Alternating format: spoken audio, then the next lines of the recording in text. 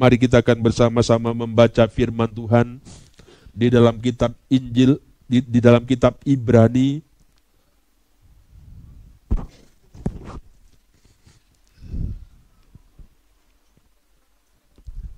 Kitab Ibrani pasal yang ke-9.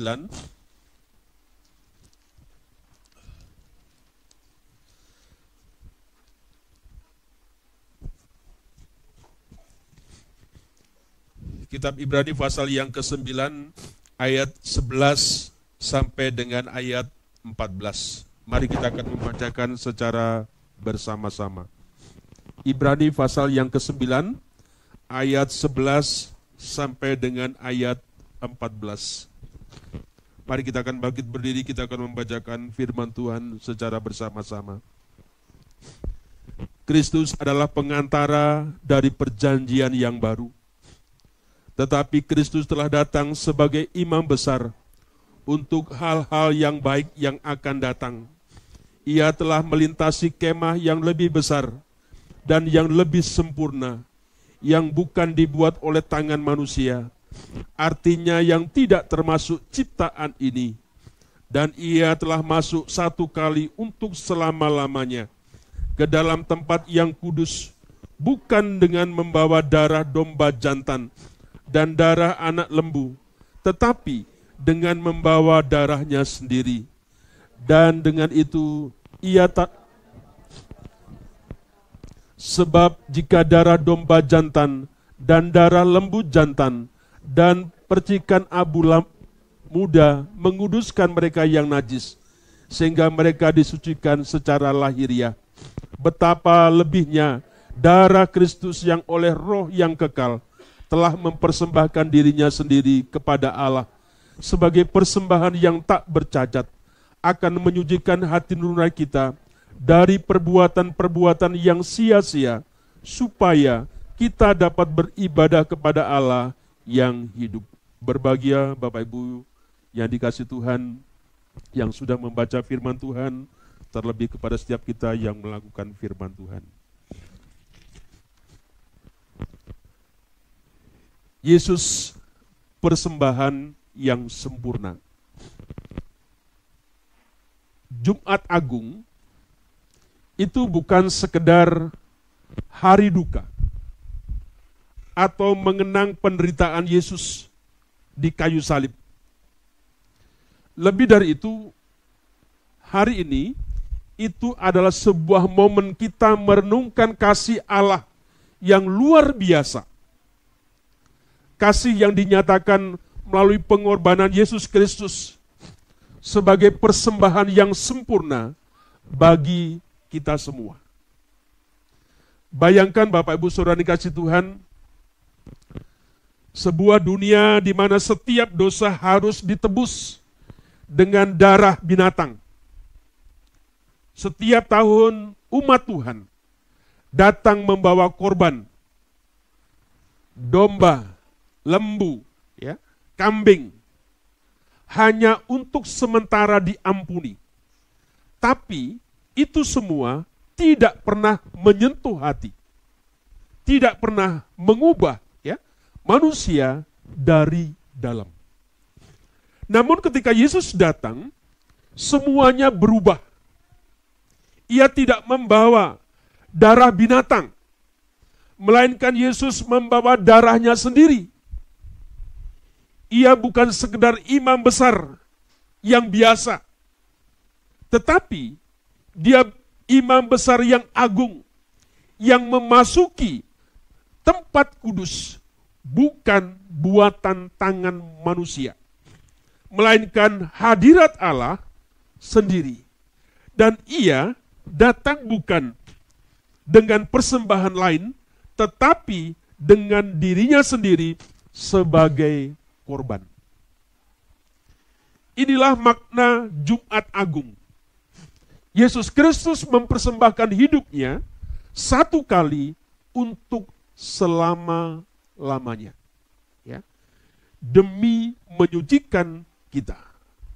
Bukan hanya membersihkan tubuh, ya, tetapi menyentuh hati nurani kita, mengubah hidup kita, dari dalam, supaya hidup kita ini bagi Tuhan. Hari ini Bapak Ibu Saudara dikasih Tuhan, mari kita buka hati kita ya, dan merenungkan apa arti salib bagi kita secara pribadi. Apakah kita sudah menghargai persembahan yang sempurna ini? Seperti yang kita sudah melihatnya, menjadi sebuah gambaran apa yang sudah Yesus lakukan bagi setiap kita. Yang pertama, Bapak-Ibu, mari kita perhatikan ayat yang ke-13.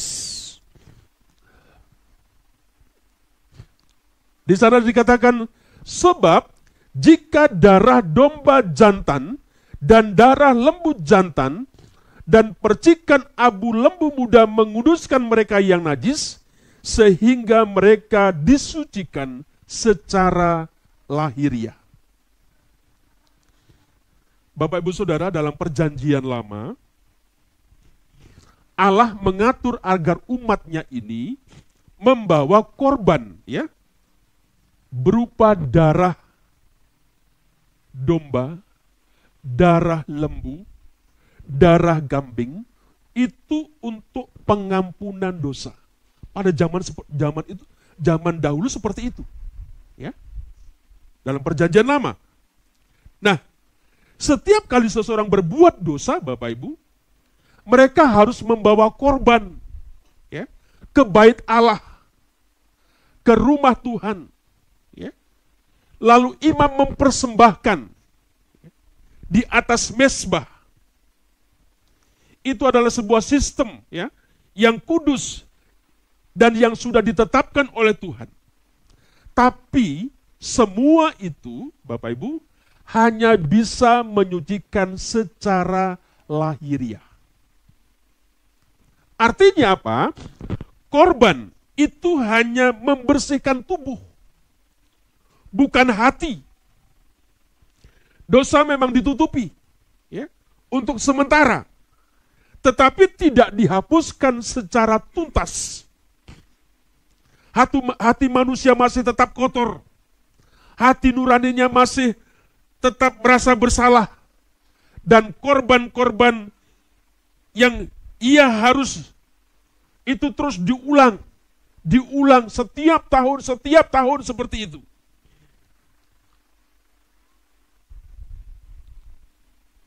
Semua itu Bapak Ibu Saudara dikasih Tuhan menunjukkan satu hal yang penting.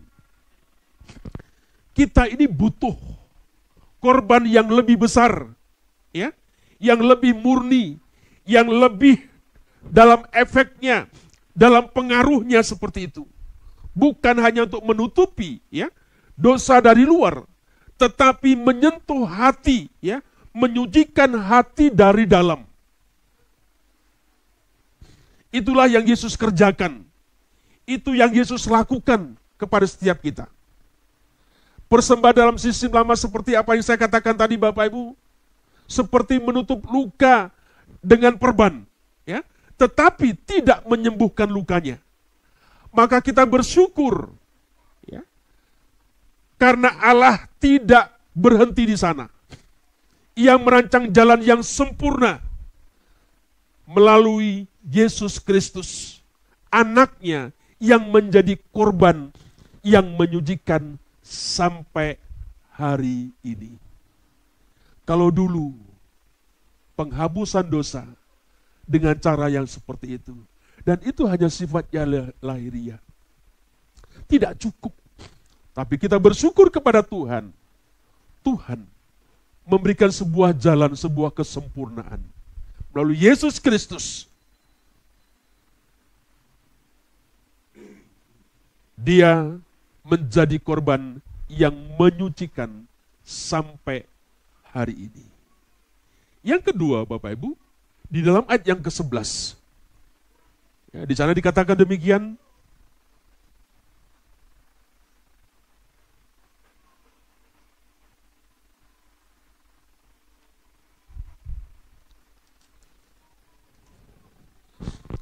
Yesus adalah imam besar agung.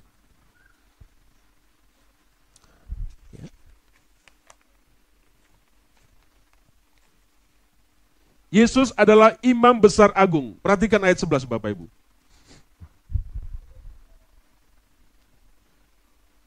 Tetapi Kristus telah datang sebagai imam besar untuk hal-hal yang baik yang akan datang. Ia telah melintasi kemah yang lebih besar dan yang lebih sempurna, yang bukan dibuat oleh tangan manusia. Artinya, yang tidak termasuk ciptaan ini. Ya. Yang kedua Bapak Ibu, Yesus adalah imam besar agung. Nah, kalau kita belajar Bapak Ibu dalam Alkitab, tugas imam besar dalam perjanjian lama itu menjadi perantara ya antara Allah dan umat. Ya. Imam besar ini punya tugas mewakili umat Israel di hadapan Allah, terutama itu dalam urusan pengampunan dosa. Jadi kalau orang Israel berbuat dosa, maka dia datang membawa korban, dan yang melakukan itu adalah imam besar. Karena dia sebagai perantara Allah dan umat, tidak bisa sembarangan. Ya. Yang kedua, tugas yang kedua, memasuki tempat maha kudus. Ya. Bapak Ibu dikatakan hanya imam besar yang boleh masuk ke dalam ruang maha kudus.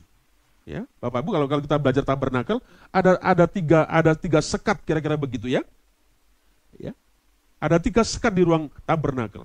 Tetapi ruang yang utama disebutkan sebagai ruang maha kudus. Yang ada di kemah suci, yang ada di bait suci.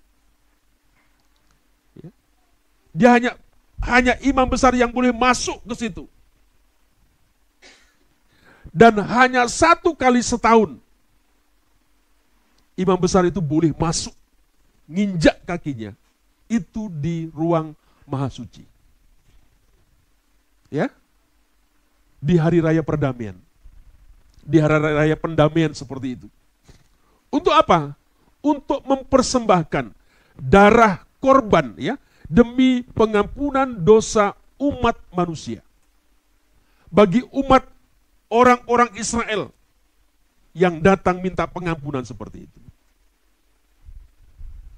Untungnya hari ini kita dibebaskan dengan seperti itu. Bapak Ibu, saya tidak bisa membayangkan kalau itu masih berlaku sampai hari ini. Ketika engkau bersalah, ketika engkau berdosa, engkau bawa kambing, ya, engkau bawa sapi, engkau bawa domba. Ya. Berapa? Ya, saya nggak tahu bagaimana dengan zaman Israel waktu itu. Ya. Tetapi kalau kita melihat konteks sekarang, Bapak Ibu bisa membayangkan berapa harganya domba, berapa harganya kambing, ya, berapa harganya lembu, ya kan? Rasanya kita tidak akan pernah bisa bayar. Kita hanya diminta datang setiap minggu sekali saja, dengan sungguh-sungguh, dengan setia, dengan bakti yang sungguh-sungguh tulus. Itu pun sepertinya langka. Bapak Ibu, hari ini saya merasa sedih. Kenapa? Saya mendengar anak-anak saya hari ini harus masuk kerja. Ketika saya dilaporin, Pak, besok kami harus masuk kerja. Saya rasanya hanya tidak bisa berbicara, hanya diam saja. Hati saya sepertinya menangis. Ada banyak orang yang rindu di hari seperti ini mereka datang di hadapan Tuhan. Tetapi karena situasi dan kondisi, Bapak Ibu, kadangkala mereka melakukan itu, melakukan apa yang menjadi kewajibannya. Ya, Bapak Ibu, itu yang saya katakan, kalau Tuhan menuntut sampai hari ini sebuah korban yang sama bagi kita, sepertinya nyaris kita tidak akan sulit untuk melakukannya. Ya, kambing, domba, lembu, ya, yang harus dikorbankan seperti itu.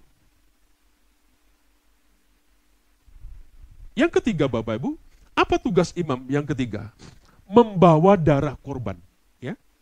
Imam besar membawa darah hewan kurban sebagai simbol penebusan dosa umat. Setiap dia datang, setiap imam besar itu datang ke ruang Maha Kudus, dia membawa tentengan, dia membawa korban, ya, darah hewan korban seperti itu, sebagai simbol penebusan dosa umat. Bayangkan Bapak Ibu, ratusan tahun umat Israel hidup dengan sistem korban yang terbatas seperti itu. Akhirnya datanglah Yesus Kristus yang disebutkan dalam kitab Ibrani ini, Bapak Ibu, sebagai imam besar yang agung. Ya. Tetapi Yesus bukan imam biasa. Tidak seperti imam-imam yang dahulu dalam perjanjian lama. Ia tidak masuk dalam kemah buatan Allah, ya, buatan tangan manusia. Seperti para imam-imam dalam perjanjian lama yang sebelumnya.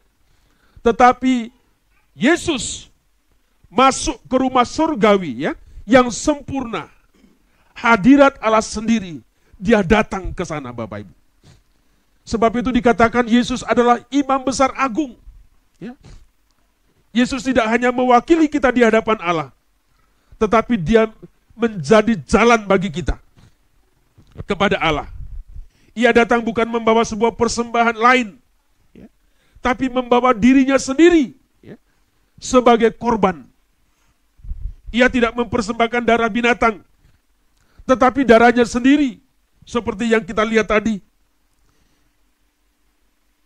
Darah anak Allah yang kudus, yang tak bercacat, yang dia bawa sendiri masuk dalam hadirat Allah. Bapak Ibu Saudara dikasih Tuhan, ini bukan sekedar sebuah peningkatan dalam sebuah ritual, ya. Ini adalah perubahan total dalam hubungan kita dengan Tuhan, dengan Allah. Melalui Yesus Kristus membuka sebuah akses bagi setiap kita yang sebelumnya tertutup. Ya. Hanya imam besar saja yang bisa menjadi perantara. Ya. Dosa yang dulu hanya bisa ditutupi, kini bisa diampuni secara sempurna oleh peristiwa kematian Tuhan Yesus. Bapak Ibu, makanya dikatakan di dalam bagian ini, Yesus adalah imam besar agung. Yang ketiga, apa yang dikatakan dalam ayat 12 dan 14, Bapak Ibu?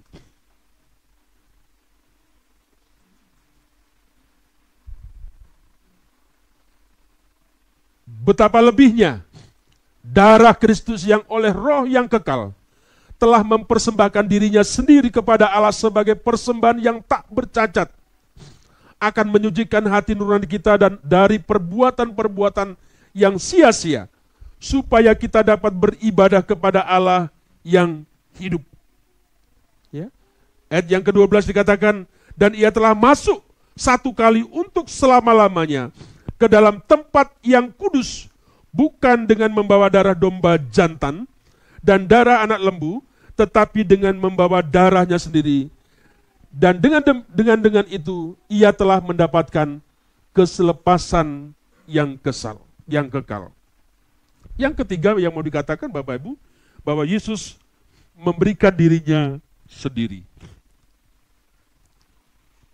Bapak Ibu, puncak, ya, dari semua ini adalah saat Yesus mati di kayu salib. Ia menyerahkan nyawanya sendiri, bukan karena dipaksa, tapi karena kasih-Nya yang besar kepada setiap kita.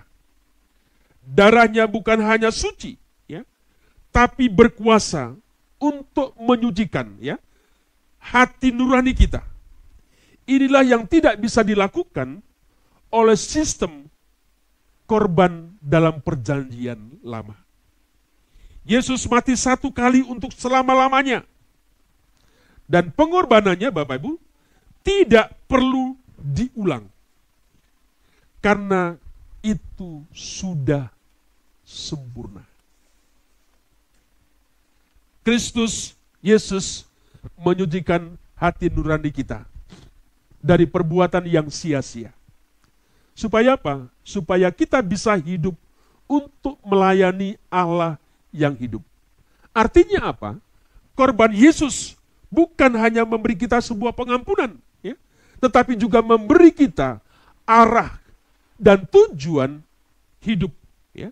Ia membebaskan kita dari rasa bersalah, ya, dan dari hidup yang hampa, yang memampukan kita untuk melayani Tuhan dengan sukacita, dengan hati yang bersih. Makanya saya katakan di awal, Yesus sebagai persembahan yang sempurna. Bapak Ibu Saudara dikasih Tuhan, apa yang kita terapkan? Apa yang bisa kita aplikasikan dalam kehidupan keseharian kita sebagai orang-orang percaya? Kalau Tuhan Yesus sudah memberikan persembahan yang sempurna, lalu apa tanggapan kita? Ya? Kalau Yesus melalui film tadi yang kita lihat Bapak Ibu, sudah memberikan persembahan yang sempurna, seperti apa yang saya jelaskan di atas tadi. Sekarang bagaimana respon kita? Apa tanggapan kita dari semua yang sudah Tuhan lakukan kepada masing-masing kita? Yang pertama, saya mengajak kepada setiap kita, mari kita menghargai sebuah pengorbanannya. Ya. Bapak Ibu, bisa jadi ada banyak orang juga Kristen mengatakan bahwa ini sudah biasa. Jumat Agung ya begitu. Ya. Saya ingin mengingatkan kepada setiap kita, jangan anggap salib Yesus itu sebagai sebuah cerita yang biasa atau sekedar sebuah simbol iman. Ya. Itu adalah harga yang tertinggi yang dibayar untuk menyelamatkan kita. Ya. Kita seharusnya, ya, menjauhkan dari dosa. Bukan justru kita menikmati dosa lagi. Mari kita hidup dengan rasa hormat, rasa syukur, ya, karena keselamatan kita bukan dari sebuah hasil usaha kita, tetapi itu semata-mata karena sebuah karunia, ya, dari darahnya Kristus.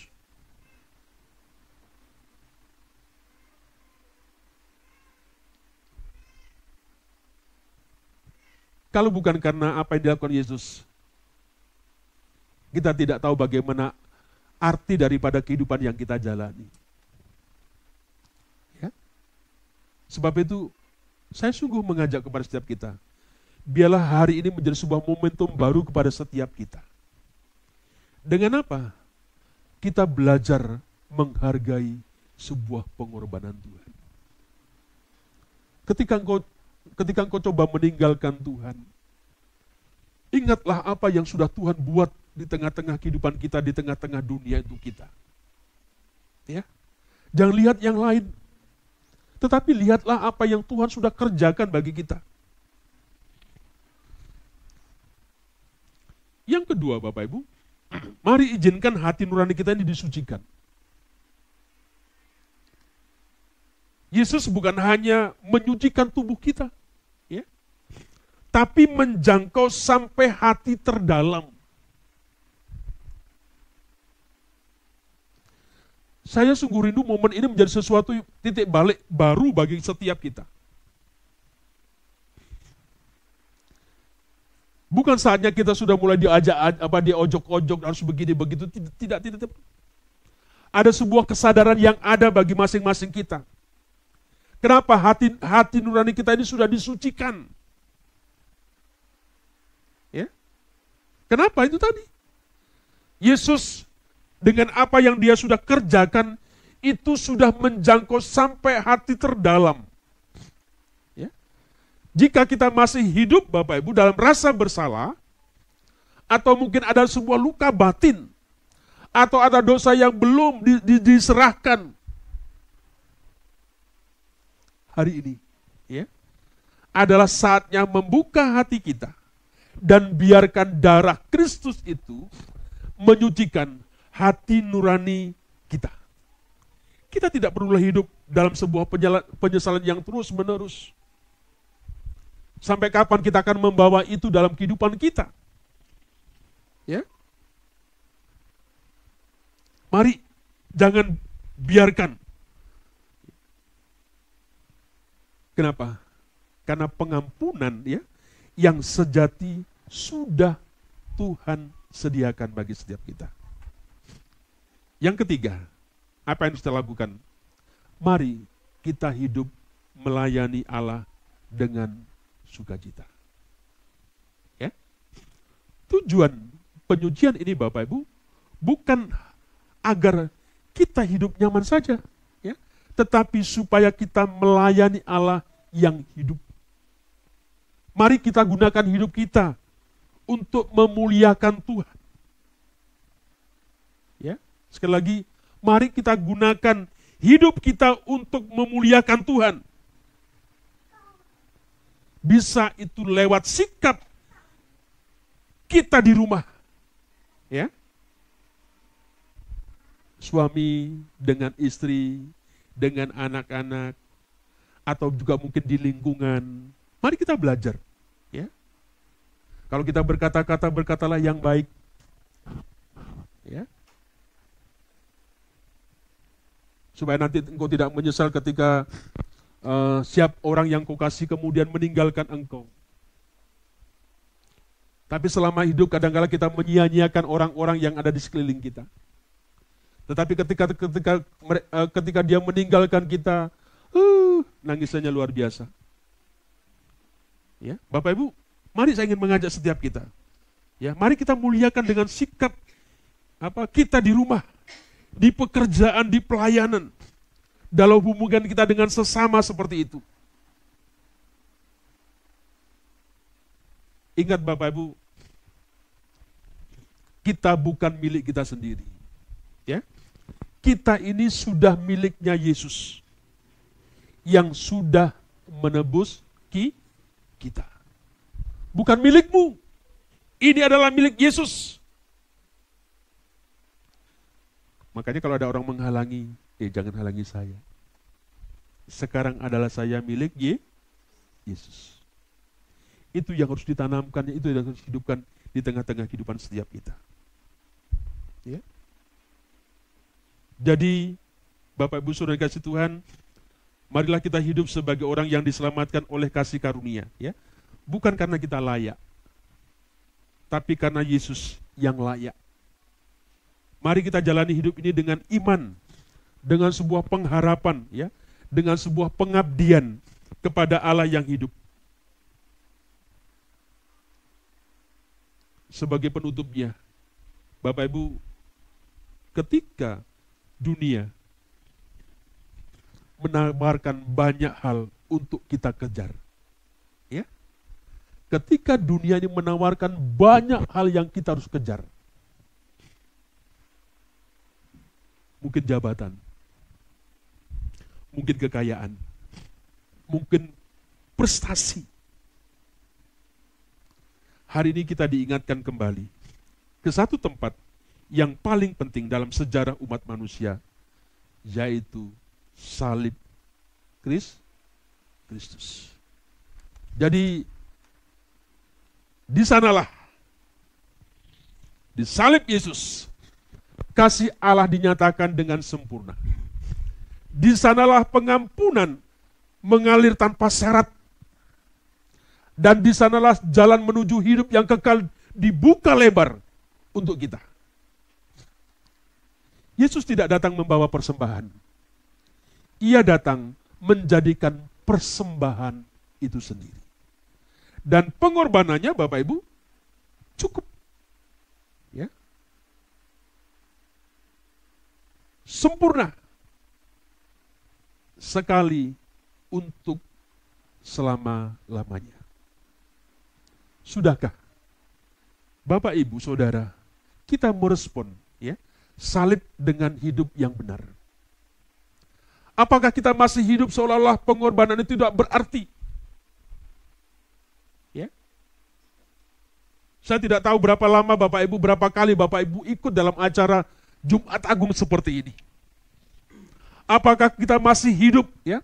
Seolah-olah apa yang kita pengorbanan Tuhan tadi itu tidak berarti. Apakah yang tontonan tadi yang kita lihat sepertinya tidak menjadi sesuatu yang memberikan sesuatu pengaruh dalam kehidupan kita. Hari ini saya ingin mengajak kepada setiap kita semuanya, biarlah kita semua kembali kepada salib. Ya. Biarlah kita bersujud di kakinya, bukan dengan rasa bersalah, tapi dengan syukur yang mendalam. Karena di sanalah Bapak Ibu, kita menerima hidup yang baru. Inilah yang saya katakan, Yesus sebagai persembahan yang sempurna. Hanya sekali, tidak akan diulang, dan itu berlaku selama-lamanya. Mari Bapak Ibu yang kasih Tuhan,